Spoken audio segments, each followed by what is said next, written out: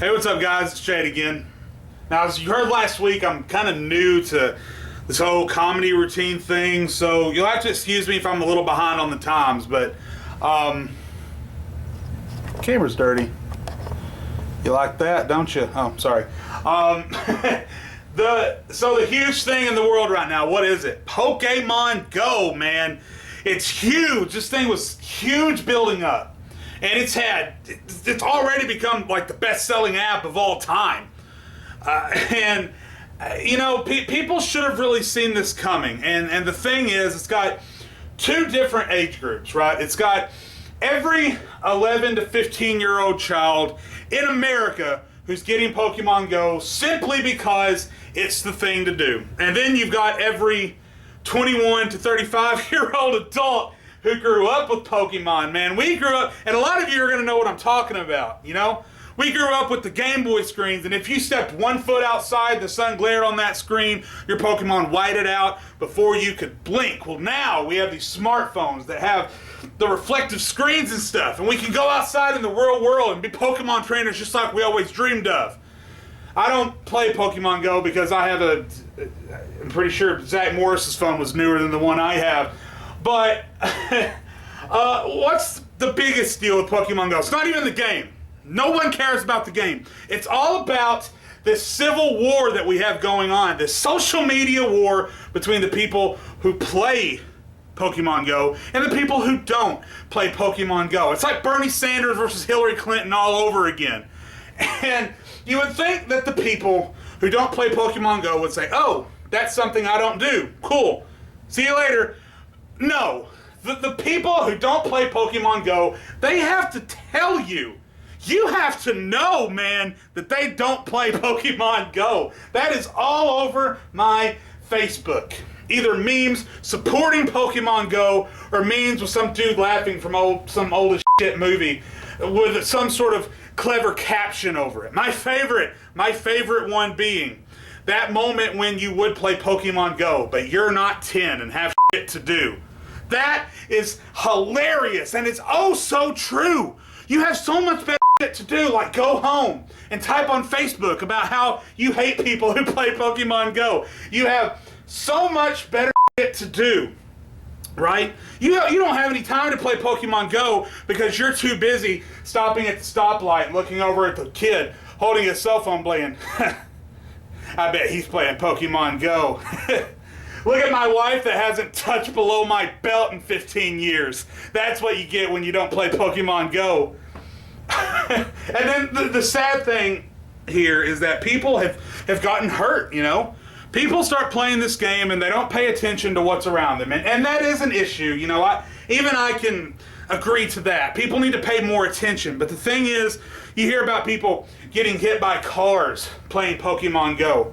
And it's just as much the person in the car's fault as it is the person playing Pokemon Go. Because while the person playing Pokemon Go is staring at his Squirtle, he's sitting there playing with his Squirtle as he crosses the street. Here comes this person. He's going 80 miles an hour. He left work early so that he could get home and post that anti-Pokemon Go meme before his buddies did. He's driving home. He left work. He runs out to his car. He throws over his sunglasses. He's like, I gotta get home, man. I gotta get home. I can't let Bill post that anti-Pokemon Go meme. I gotta post that picture of Leonardo DiCaprio sinking on the ship and seeing the Squirtle swim. What was that? It's redonkulous.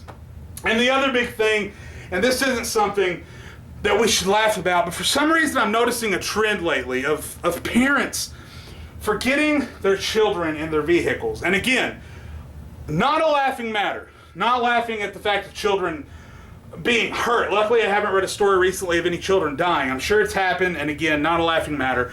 But it just gets me thinking. Everyone who this happens to says, I didn't know. I forgot. I thought that he was somewhere else. She was somewhere else. I have a child on the way. He's due in October. I know a lot of you guys just stood up and applauded, so I'll give you a moment. Thank you. Thank you. But the only positive I personally can take out of this is that I know I'm going to do everything I can to make sure that never happens. And I've read a lot of stupid stuff on this. You know, I actually read a story where someone recommended putting something important in the back seat. Put something important in the back seat with your baby, and then you won't forget it. Put your cell phone in the baby's seat with them, and then when you go to get your cell phone, you won't forget your baby.